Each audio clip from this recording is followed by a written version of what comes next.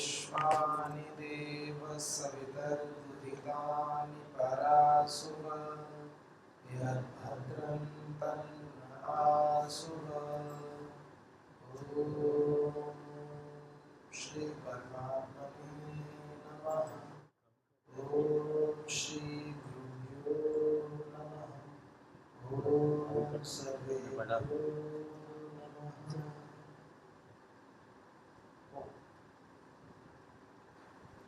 वैदिक संस्कृति हमारी अपनी संस्कृति।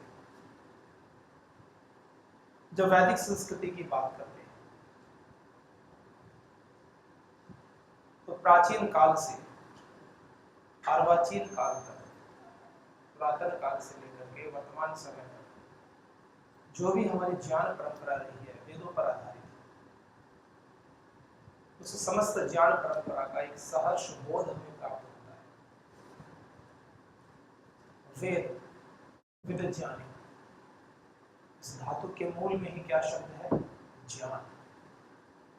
और यदि सामाजिक अर्थ में विद्रलिनी लाभ ही, तो लाभ होते हैं। लाभ कितने प्रकार के हो सकते हैं? प्रत्येक व्यक्ति की मन स्थिति के ऊपर निर्भर। जो व्यक्ति जितना अधिक भौतिकवादी होगा वो उसी अनुसार अपने लाभ की गणना करता है। जो साधक होगा वो आध्यात्मिक संदर्भ में अपने लाभ की गणना करता है। तो वेद हमें संपूर्ण लाभ प्राप्त कराते हैं। ये तो अभ्युदय निश्चय सिद्धि सिद्ध, जहाँ अभ्युदय की बात भी कही गई है और निश्चय की भी, आध्यात्मिक साधना के चरम उत्कर्ष पर पहुंचने की बात भी उसमें सन्निहित है। तो ऐसी क्या दिनचर्या हो सकती है जिसमें वेदों के समस्त अंग सारभूत रूप से समाहित हो? ऐसा क्या विषय हो सकता है कि हम अपने कर्तव्य कर्मों को करते हुए भी वैदिक ज्ञान से इतर न हो? तो इसके लिए कितनी सुंदर परिपाटी निश्चित की गई है वैदिक विद्वानों के द्वारा, ऋषियों के द्वारा। वैदिक संध्या और यज्ञ, देव यज्ञ, अग्निहोत्र जिसका स्वाध्याय वर्तमान में हम कर रहे हैं, और कितने सुंदर मंत्र का अर्थ हमने उस विषय पर विश्लेषण किया, चिंतन किया। अधेश्वर स्थिति प्रार्थना उपासना का दूसरा ओम हिरण्यगर्भः समवर्तताग्रे भूतस्य जातः पतिरेकयासि सदाधार पृथ्वीं दयापते तस्मै देवाय अभिषादने। हिरण्यगर्भ परमात्मा के विषय में कितना सुंदर संबोधन कर रहे हैं। समस्त जितना भी ज्ञान है, ज्ञान का स्वरूप जो भी है, क्योंकि परमात्मा का स्वरूप भी कैसा है? ज्ञान स्वरूप। हिरण्यगर्भ और भौतिक दृष्टि से भी देखें तो जितना भी प्रकृति में जितना भी ऐश्वर्य है,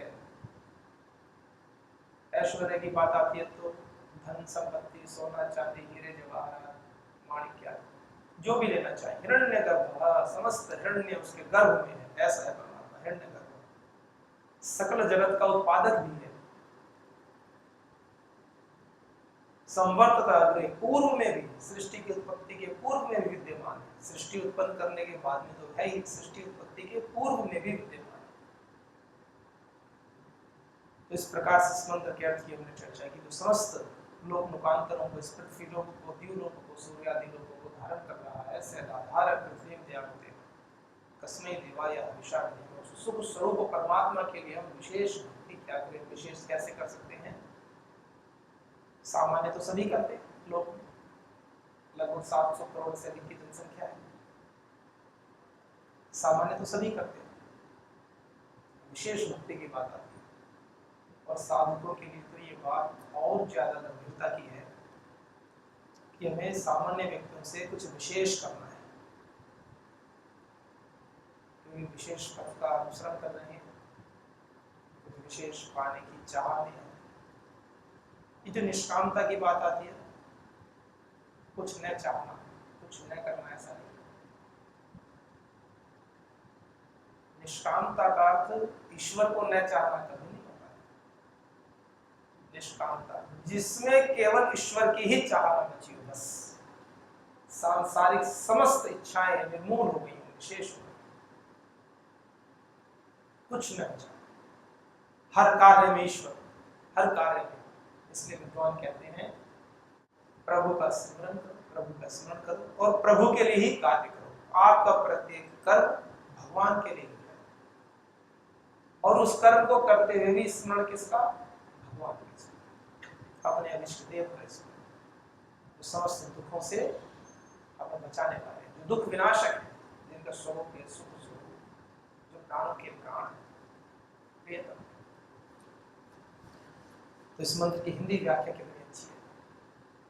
तू ही स्वयं प्रकाश सुचेतन सुख स्वरूप दुख त्राता है।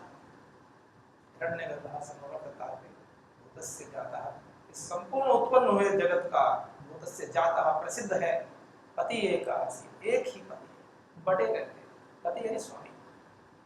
संपूर्ण जगत का जो इससे उत्पन्न हुआ जगत है, इसका इससे पूर्व में भी जो विद्यमान है वो परमात्मा पति एक है। परमात्मा आसित, वही था, वही है, वही रहेगा, कालातीत है।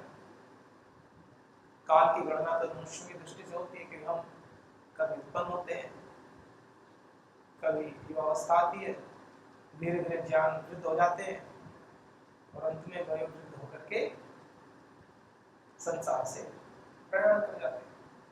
लेकिन परमात्मा तो सदैव एक रस है, वर्तमान है। जब कभी भी आप गाढ़ निद्रा की अवस्था में होते हैं, सुषुप्ति की अवस्था में होते हैं, समाधि सुषुप्ति मोक्षेषु ब्रह्म होता है, उस समय की गणना नहीं होती। आपकी आंखें बंद होती है और ऐसे होती है, आपको लगता है विदुष 4 घंटे 5 घंटे 6 घंटे कहाँ जाते हैं, समय शून्य हो जाता है। ईश्वरीय सानिध्य का प्रभाव है सुषुप्ति अवस्था में। बस हमारी साधना क्या है, हम जागृत अवस्था में सुषुप्ति से हट करके जागृत अवस्था में उस परमात्मा को पालें, इतनी सी साधना है। बैठे बैठे कभी कभी किसी को निद्रा आ जाती है। ईश्वर का सामर्थ्य देखो, सर्वशक्तिमान कैसे है।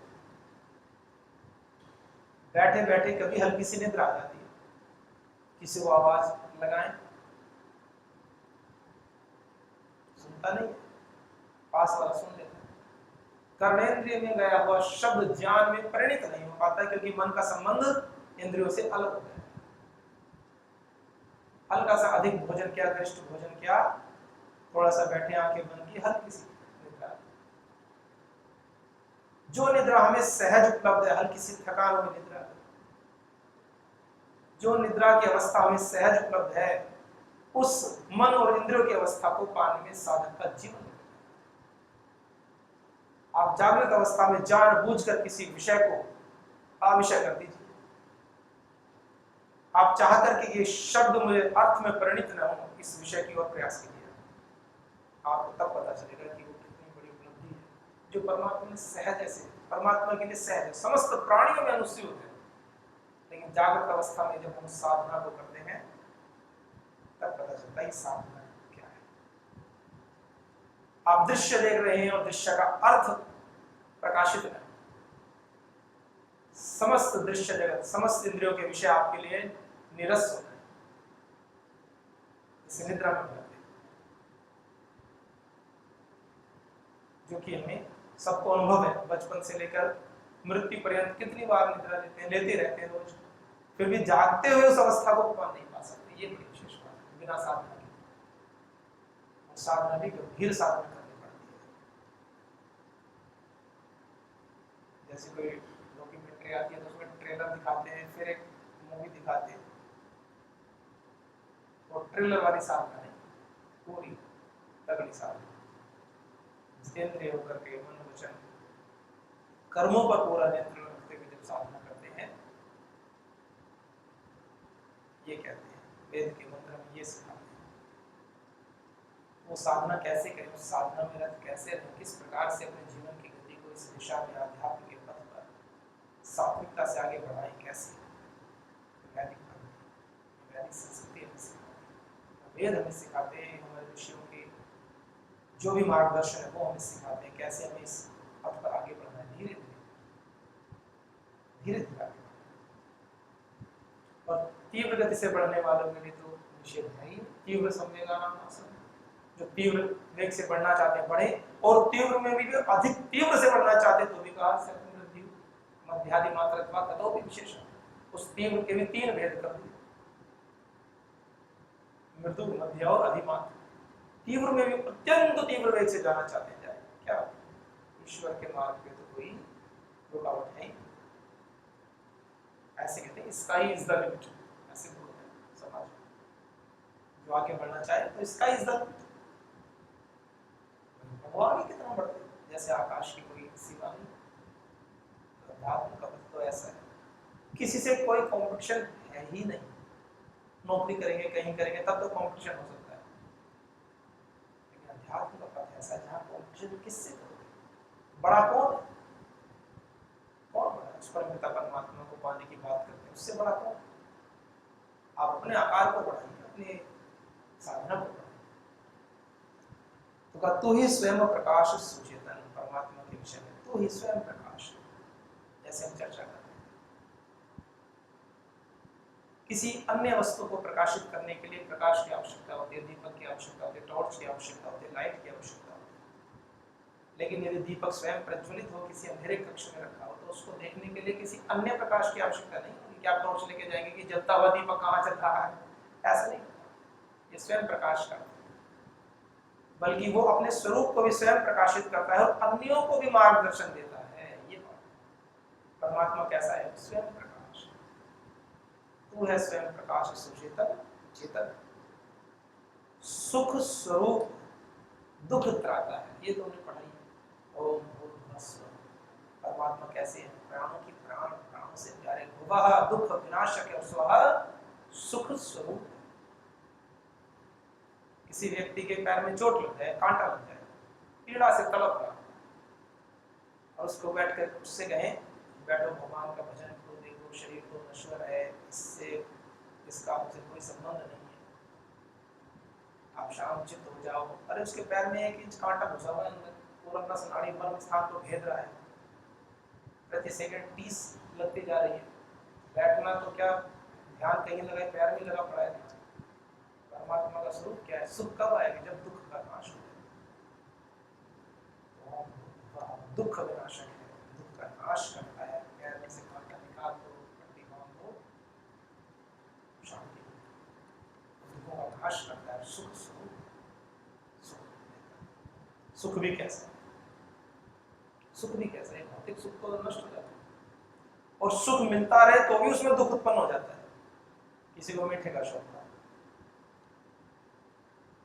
गुलाब जामुन खिलाई, बड़ा आनंद आया, फिर खिलाई, खिलाते जा रहे हैं, 1 2 3 4 10 15 20 25, खाओ नहीं कि नहीं खाओ, सुख है तो खाओ। फिर रोज रोज खिलाने लगे उसको, सुख मत। देखते ही कहता है कि नहीं। ये फैक्ट है, अधिकांश जो हलवाई होते हैं, भोजन पकाते हैं, वो मीठा सबसे कम खाते हैं। जो स्वयं मीठा बनाते हैं वो कहते हैं बनाते बनाते पक गए। अभी हमारा प्रोफेशन है कि हम बनाते हैं, लेकिन हमें खाने की इच्छा नहीं। इसका मतलब वो शुद्ध है, सात्विक है, ऐसा नहीं है। उनमें स्वाद नहीं है, ऐसा नहीं है। स्वादिष्ट भी है, सब अच्छा नहीं। परमात्मा का सुख ऐसा नहीं है। वो तो निरंतर जितना आप उसमें डूबोगे उतना आनंद आता चला जाएगा, आता चला जाएगा, आनंद बढ़ता जाएगा। यदि आनंद रुक गया है तो समझो परमात्मा के स्वरूप में कहीं दिक्कत हो गया, ठीक से नहीं समझ पा रहे हैं, ट्रैक से भटक गए, उतर गए, मार्ग भटक गए। कुछ साधकों का प्रश्न होता है कि साधना करते रुचि नहीं उत्पन्न हो, जबरदस्ती नियम है कि बैठना ही है या संध्या करनी ही है। ईश्वर के पथ पे भी नियम कैसे आगे बढ़े? ये तो छोटे बच्चों के लिए होता है, जिनको बोध नहीं है सही अगर उनको सही नियम पूर्वक कराया जाता है, ऐसा कीजिए। लेकिन जो साधक है, जो समझदार है, जो इस विषय को जानते हैं, जिन्होंने अपने जीवन का निर्णय कर लिया है, उनको तो विशेष रूप से अत्यंत प्रीति के साथ में परम श्री गुरुदेव कहते हैं, अच्छा कार्य तो मन ना हो तो भी अवश्य करना चाहिए, और बुरा कार्य मन कितना भी क्यों ना करे तब भी कभी नहीं करना चाहिए। सार हमारे जीवन में कैसे परमात्मा तू ही स्वयं प्रकाश सुचेतन सुख स्वरूप दुख त्राता है, दुख का त्राण करने वाला है, नष्ट कर देता है, दुख को छिन्न भिन्न कर देता है। आपके कोई ऐसे कष्ट है, कोई ऐसे अभ्यास है, कुछ क्लेश है जो दूर नहीं हो रहे हैं, छूटे नहीं, छूट रहे हैं, निवेदन तो करो, आत्मनिवेदन तो करो। 2-4 आंसू टपकाओ तो प्रकृति में पानी की कमी नहीं होगी, आपके शरीर में जल तत्व की कोई कमी नहीं आएगी। उस ईश्वर के लिए भावपूर्ण निवेदन प्रस्तुत तो करो, तो दुखों का नाश करेगा। जो अभ्यास आपको पीड़ा देते हैं, ऐसे जो भी अभ्यास आपके जो विकार है, क्योंकि उसका स्वरूप है दुख त्राता, दुख का नाश करना। सूर्य चंद्र लोक आदि को रचता और टिकाता है। सूर्य चंद्र समस्त लोक लोकांतर को रचता भी है, बनाता और टिकाता भी। देखिए एक शब्द बड़ा गंभीर है, बना तो दिया, चलाए कैसे पता नहीं। ऐसे होता है ना, लोग कंपनी चलाते हैं, बना दी, बना तो नहीं, फिर कंपनी डूब जाती है, दिवालिया हो जाती है, लोग लोन लेकर के भाग जाते हैं, फिर सरकार से लेते हैं, फिर देते नहीं, चुकाते नहीं, और पैसा लिया, संसार में लोगों का पैसा लिया और देश छोड़कर भाग जाते हैं। आपके भागीदार, आप कर्म के भागीदार हो गए। ईश्वर की न्याय व्यवस्था कैसी है? रचना और टिकाना। सूर्य बना दिया तो बार बार हर बार भगवान जी को सेटिंग नहीं करनी पड़ती कि भाई आज क्यों नहीं निकले, उसको पता है नियम बना दिए, हरित नियम प्रकृति के, एक बार सेटिंग हो गई। ईश्वर के नियम में कोई भी कंफ्यूजन नहीं, कोई संशय नहीं, हरित नियम, हरित सत्य की प्रकाष्ठा। वैसे जो परमपिता परमात्मा है, उनकी साधना, उनके पथ पर उनको प्राप्त करने की अभीष्ट इच्छा, चाह, अभीप्सा प्रकट होनी चाहिए, उत्कट इच्छा होनी चाहिए। छोटी मोटी इच्छाओं से भी बात नहीं करती, अनमने मन से मिले तो मिले, ना तो ना से ना। परम श्रद्धेय श्री गुरुदेव कहते हैं कि मन में इच्छा कैसी, संवेग कैसा हो, अभी चाहिए, आज ही, अभी इसी समय इतना प्रबल वेग, इतनी प्रबल इच्छा हो, और धैर्य सागर की तरह असीम हो, कभी भी मिले, कभी भी मिले। और प्रयास पुरुषार्थ किस हेतु से किया जाए, इसी क्षण मिल जाए, इतना भीषण पुरुषार्थ, इसी को परम श्रद्धेय श्री गुरुदेव कहते हैं अखंड प्रचंड पुरुषार्थ और विकल्प रहित संकल्प। ये साधकों के जीवन के अभिन्न अंग होने चाहिए, तब इस पथ पर चलने का आनंद मिलेगा। पहले था अब भी तू ही है, पहले से वर्तमान, सृष्टि के उत्पत्ति से पहले भी है, अब भी है। पहले था अब भी तू ही है, घट घट में व्यापक स्थान, कण कण में, घट में, हर जगह परमात्मा व्याप्त है। और क्या कहते हैं कि भगवान जी प्रकृति में कैसे भरे हैं, ठसाठस, डेंस, सॉलिड, ब्लिस फॉर्म, ऐसे आनंद की प्रकाष्ठा है। बस हमें अपनी पात्रता विकसित करनी है।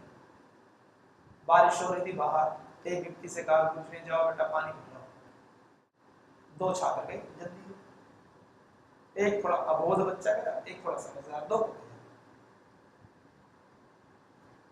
दोनों 1 घंटा तक खड़े रहे। जब पूरा पात्र 1 घंटा हो गया, गुरु जी ने आवाज लगी, दोनों आ जाओ, दोनों अंदर आ गए। एक का लोटा खाली, एक का भरा, दोनों बारिश में भीगे, 1 घंटा गए भी। एक ने लोटा सीधा पकड़ा हुआ था, एक ने लोटा उल्टा, सीधे वाले के भर गए, उल्टे वाले के में एक बूंद पानी भर गया। ये भी चेक करते रहना चाहिए, साधना के पथ पे चलते रहे, ठीक चल रही गाड़ी की, गड़बड़ तो नहीं।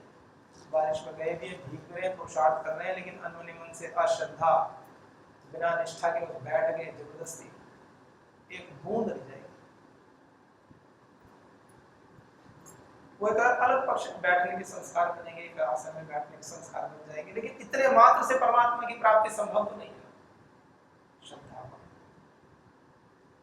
और यहाँ तक कहा है शास्त्रों में तो, श्रद्धोत्साहो यदि स्याताम में दया किम करेव लाभ भव यदि न स्याताम मेधया किम प्रयोजन।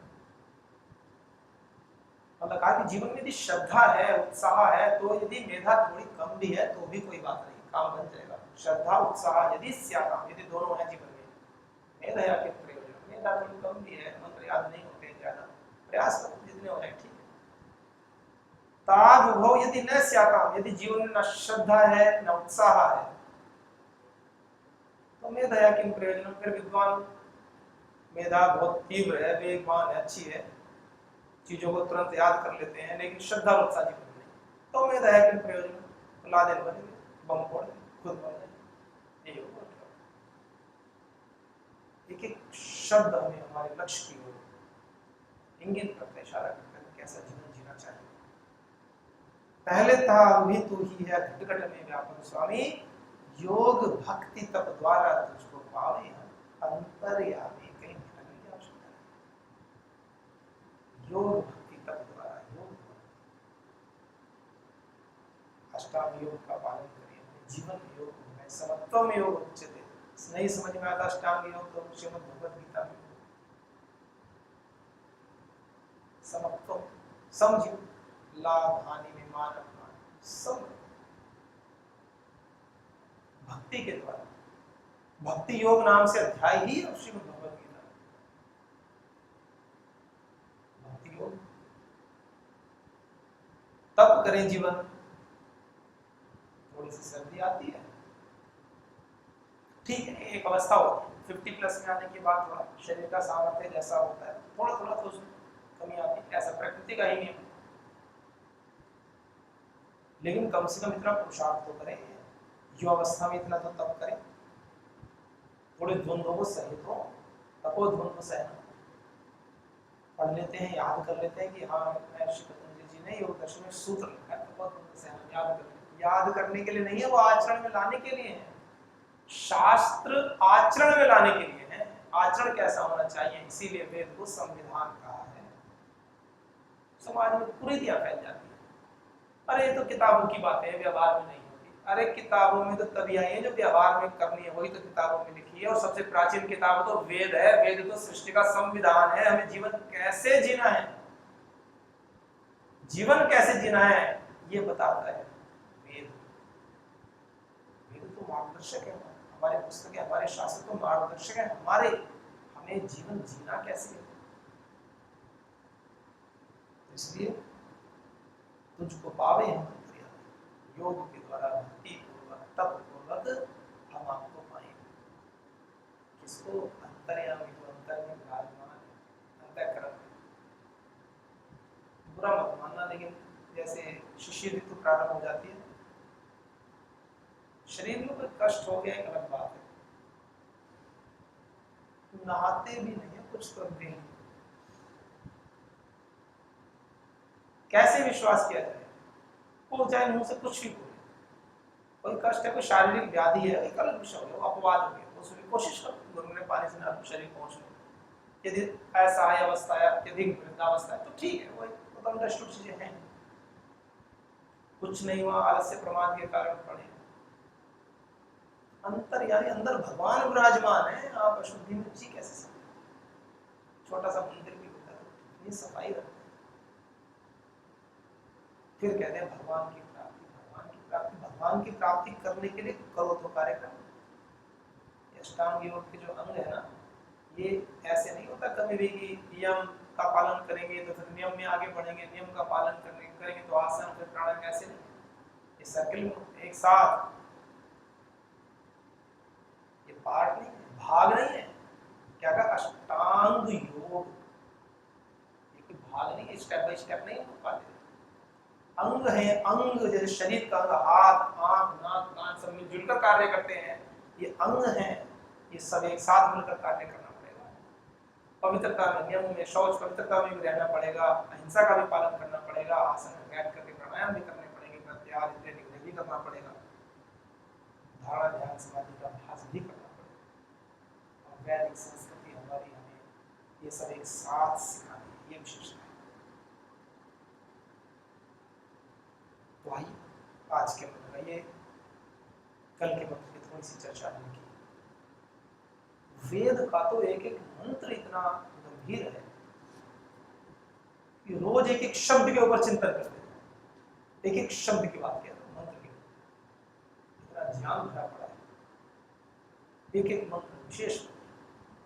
ओम यह आत्मदा बलदा यस्य विश्व उपासते प्रशिशं यस्य देवाः यस्य छायामृतं यस्य मृत्युः कस्मै देवाय हविषा विधेम। ओम यह आत्मदा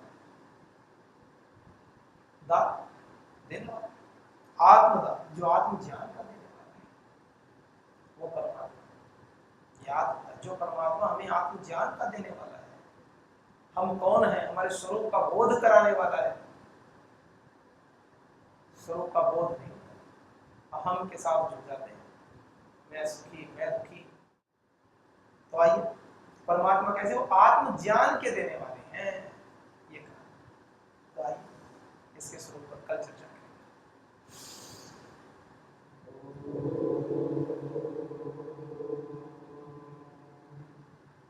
शांति शांति शांति। श्री परमात्मने नमः। ओम श्री गुरुभ्यो नमः। ओम सर्वेभ्यो